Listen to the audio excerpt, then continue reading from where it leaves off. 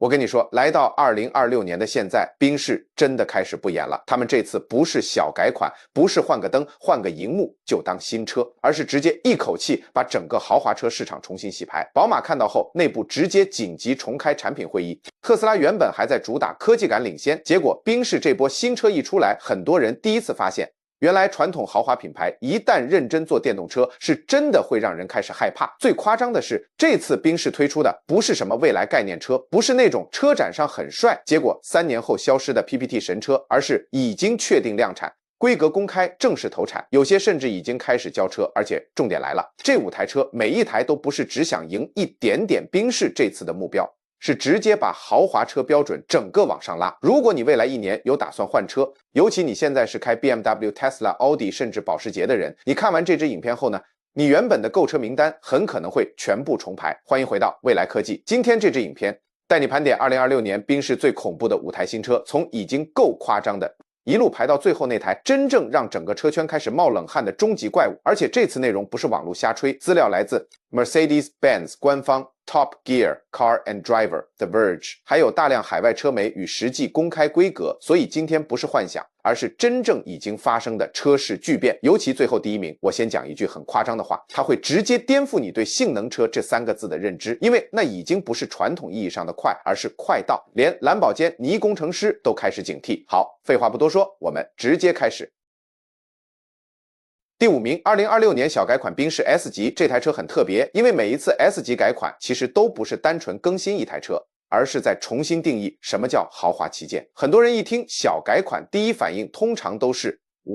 大概就改個頭燈，換個保險桿，內裝多一塊熒幕，差不多就是那種你停路邊別人根本看不出來有改的等級。但我跟你說，2026这次 S 級完全不是這樣，賓士這波操作根本是在對全球豪華車廠公開喊話，王座還是我的。2026年款賓士 S Class 在今年1月正式全球發表，而且這次升級不是點到為止，是從外觀、內裝、動力、科技、豪華感一路全部重做強化。最先震撼車圈的就是它恐怖到離譜的客製化規格。海外原廠直接開放50種車身烤漆配色，25種內裝組合，你沒聽錯，不是5種，不是10種，是50種車漆，等於你今天買 S 級已經不是在選車，而是在打造一台真正屬於你自己的旗艦作品。而且後續導入台灣市場後，大量專屬選配也會同步開放。這件事兒為什麼重要？因為台灣豪華車市場過去長期都有一個問題，同級車看起來都太像，尤其很多旗艦房車配色永遠就是黑色、白色、灰色，內裝也幾乎固定，最後整條路看過去根本像複製貼上一樣。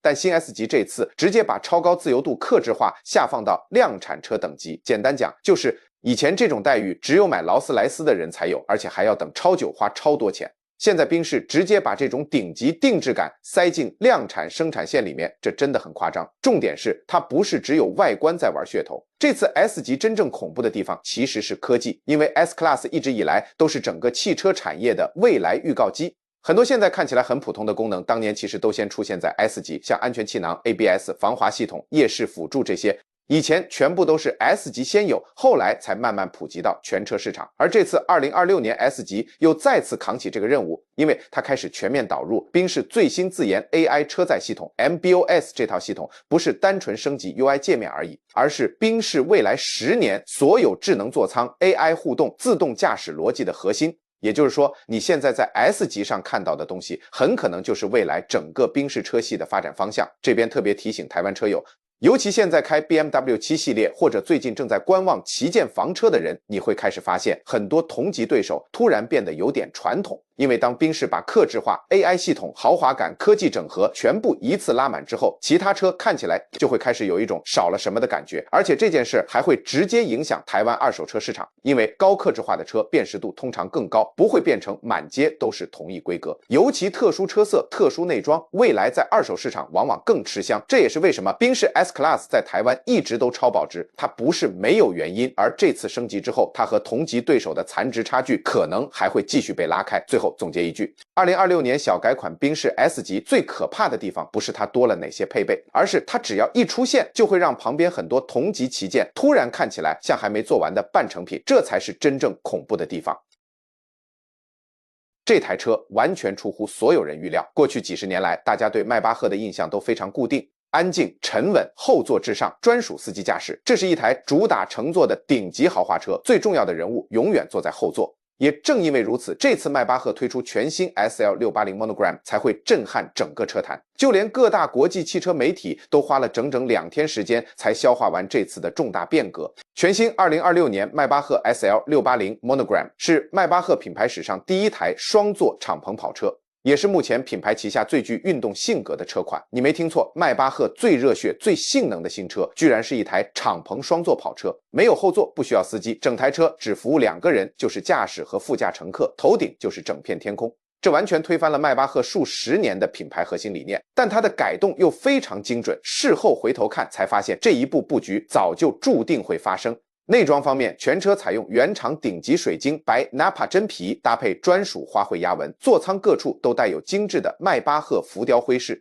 標配配備直接拉滿，隔音表現、底盤舒適性、細膩質感都是頂級旗艦水準，同時提供超過50種原廠專屬車色，其中大量配色是從賓士與邁巴赫100年歷史7色檔案中重新復刻，微調而來的經典色號。這些復古車色在現代量產車市場完全找不到第二家，所以你選的不只是一個車漆顏色，更是獨一無二的100年汽車工藝傳承，直接搭載在全新新車上。講到這裡，也跟大家說明為什麼它只排在第4名，沒有更高。邁巴赫 SL680 Monogram 屬於超頂級限量車型，全球年產量嚴格控管，配額極度稀缺。雖然這款車已經正式引進台灣上市，新台幣1196萬起，但配額非常少。對比接下來幾款新車，它在台灣路上的能見度極低，屬於頂級藏家專屬車型，但它的品牌象徵意義無比重大。它正式向全世界宣告，邁巴赫不再只是給人坐的豪華車，現在開始，它也要做親自駕駛的頂級跑車。一個深耕後座奢華數十年的頂級品牌，轉頭全力打造純駕駛取向的敞篷性能車，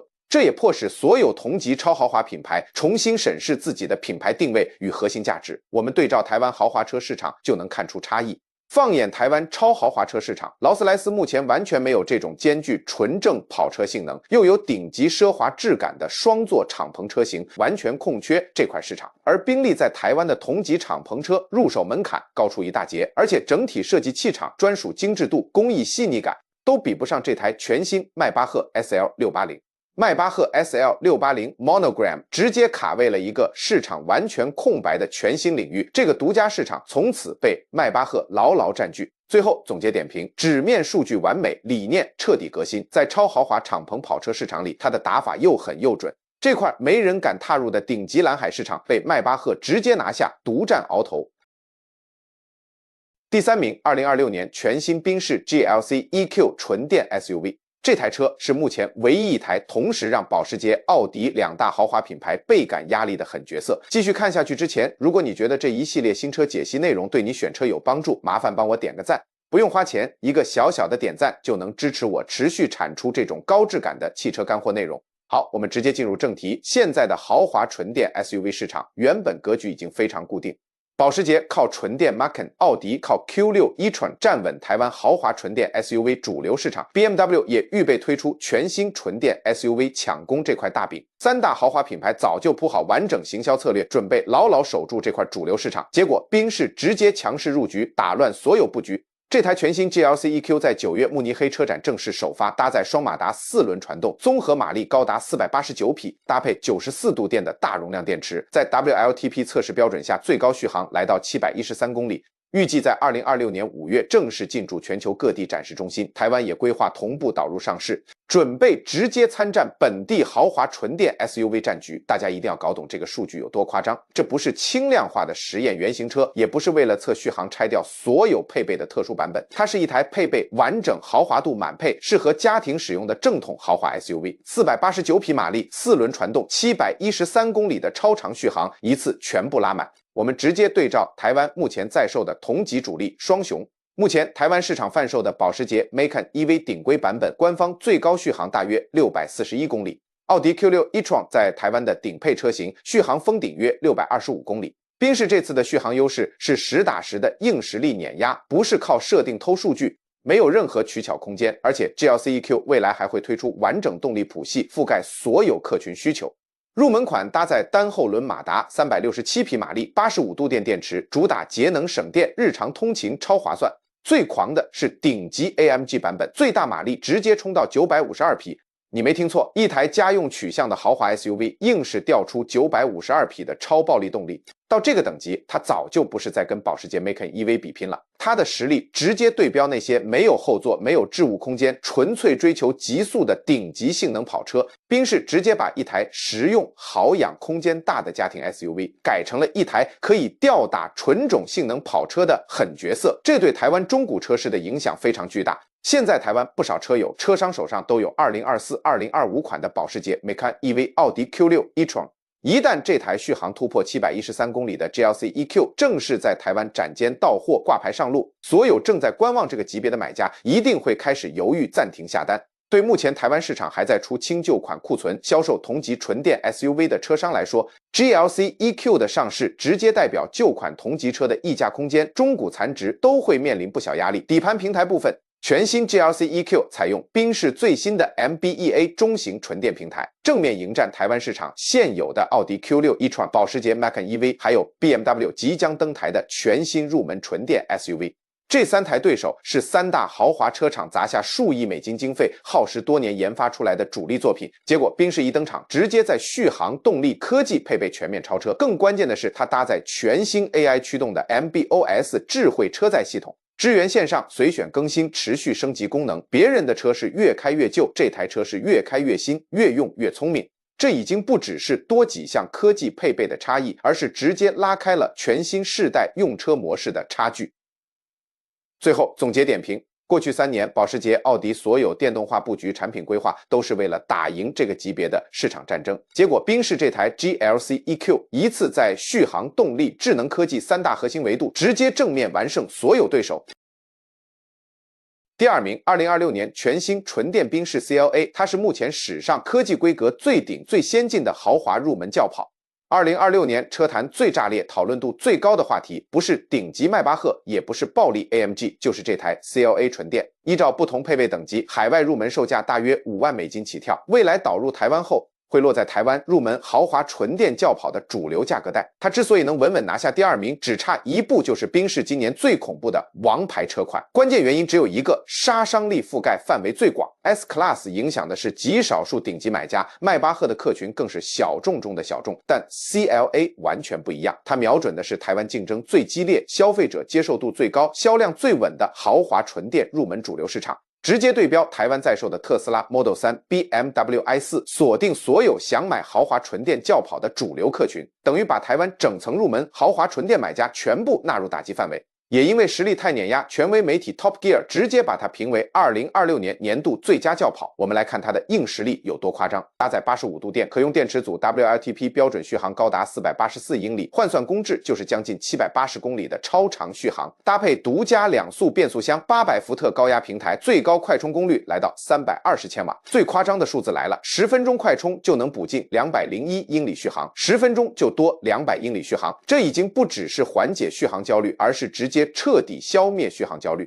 停車買杯咖啡上個廁所的空檔，車子就補滿超長續航，直接繼續長途行駛。過去大家說電車麻煩、充電耗時間的刻板印象，在這台 CLA 身上完全不成立。我們直接對照台灣市場目前最熱銷、消費者最常比價的同級對手，來一場硬碰硬对決。CLA 純電在台灣的核心對手就是街頭上能見度最高的特斯拉 Model 3，還有 BMW i4。就連海外權威媒體 Top Gear 都實測認證，台灣這些熱門主力車款續航、硬體規格完全追不上全新 CLA 純電。特斯拉 Model 3長續航版路況好的情況下，續航大約358英里 ；BMW i4 iDrive 40版本續航大約307英里。反觀賓士 CLA 直接給到484英里，差距直接拉開一個等級，快充速度更是碾壓全場。台灣在售特斯拉 Model 3最高快充功率大約250千瓦 ，BMW i4 的快充上限更低，只有205千瓦左右。賓士直接做到320千瓦峰值快充。賓士這次不是跟上對手的腳步，是直接把同級競品甩到完全不同的層級。即便續航、快充數據已經超級誇張，但這還不是這台車最核心的殺招。真正恐怖的是它內在的底層架構。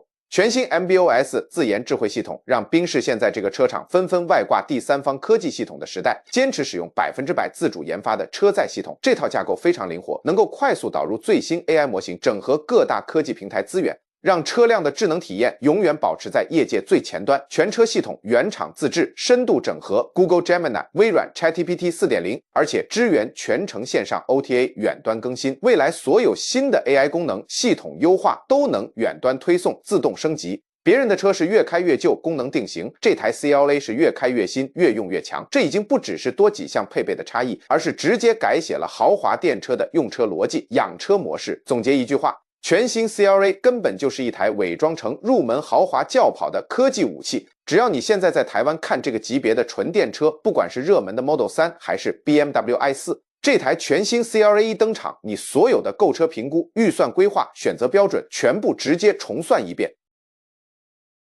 第一名，終極王牌賓士 AMG GT-XX 純電超性能轎跑，這台車直接讓保時捷、藍寶堅尼兩大頂級性能品牌開始全面自我懷疑，終於來到第一名。前面幾款新車只是撼動市場，但這台車直接讓全球所有頂級性能跑車瞬間變得平平無奇，毫無亮点。它的工程規格極端到什麼程度？連一輩子深耕汽車產業的資深工程師、原廠人員看到它的規格表都要多看兩眼，再三確認數據是不是真的。這台全新 AMG GT-XX 純電轎跑搭載 YASA 開發的3具軸向磁通馬達，前軸1顆，後軸2顆配置，綜合最大馬力突破1341匹，1341匹馬力放在一台4門轎跑身上，有多誇張？我們直接對照目前台灣頂級超豪華性能市場的現役霸主來對比，保時捷 Taycan Turbo GT 是現階段台灣性能電車買家車圈公認的最強量產旗艦電跑，擁有1100多匹的最大馬力。台灣頂級超跑熱門款藍寶堅尼 Revuelto 最大馬力1015匹。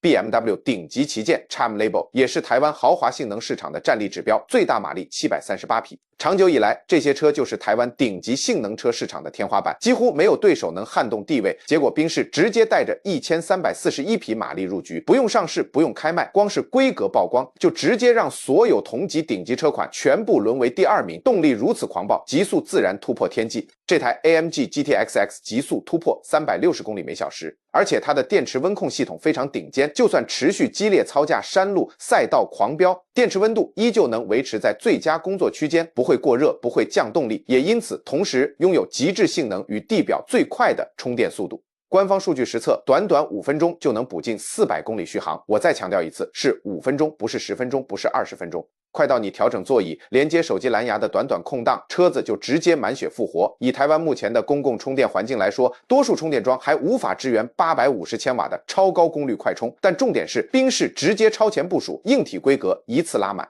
未來只要充電樁設備跟上，所有車主都能直接享受這種加油等級的超快補能速度。新車基於 AMG 專屬的800伏特高壓 EA 純電平台打造，峰值充電功率高達850千瓦。而且 AMG 高層已經證實，這台車不會只有單一車型，未來會推出標準版4門跑車，還有更多極致輕量化的性能衍生版本，共用同一套頂級平台，同一套1341匹狂暴動力系統。藍寶堅尼與保時捷過去靠着頂級性能跑車撐起台灣層峰市場，幾乎沒有競爭對手。現在賓士 AMG 直接打造一整套專屬純電性能架構，全面碾壓對手。外觀設計完全延續 GT-XX 概念車的極致姿態，車頂線條從車頭一路向後流線收緊，車尾立體又利落，頭燈、尾燈都內嵌3叉星星輝造型，辨識度直接拉滿。重點是它完全沒有為了量產、為了實用性而妥協弱化戰力。賓士直接把史上最狂、最激進的電動超跑設計原汁原味保留，直接做成4門量產車。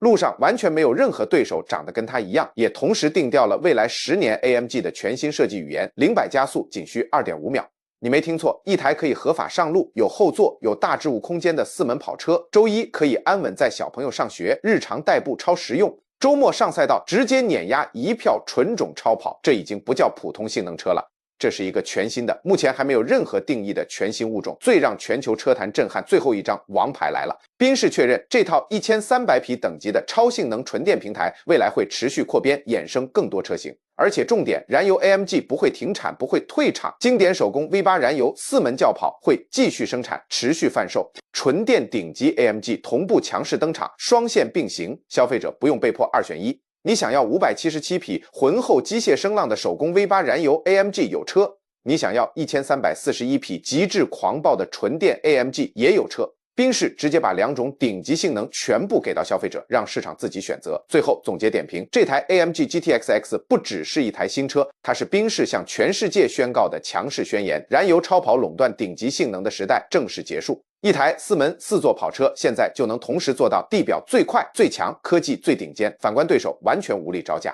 藍寶堅尼在台灣市場目前完全沒有任何一台同級純電轎跑能出來抗衡。保時捷台灣在售的最強 Taycan 馬力直接少了整整200匹，差距巨大。BMW 在台灣的同級產品更是完全不在同一個戰力層級，根本沒有對話的資格。以上就是本次5台改寫2026年車市格局的賓士王牌新車。從重新定義豪華的 S-Class 小改款顛覆品牌的邁巴赫 SL， 到正面碾壓保時捷、奧迪的 GLC EQ， 科技封頂的 CLA 純電，最後再到這台顛覆性能天花板的千匹 AMG 超跑。2026年，賓士直接改寫全球汽車市場所有規則，換作是你哪一台最讓你驚豔？是續航暴力突破的 Clap， 還是這台1341匹顛覆認知的 AMG， 又或者是沒人預料到徹底轉型的邁巴赫 SL680？歡迎在底下留言告訴我，我每一則都會親自看。這支影片乾貨滿滿，觀點夠深，記得按讚訂閱，開啟小鈴鐺。我每周都會更新這種深度車評解析，接下來內容會比這次更炸裂。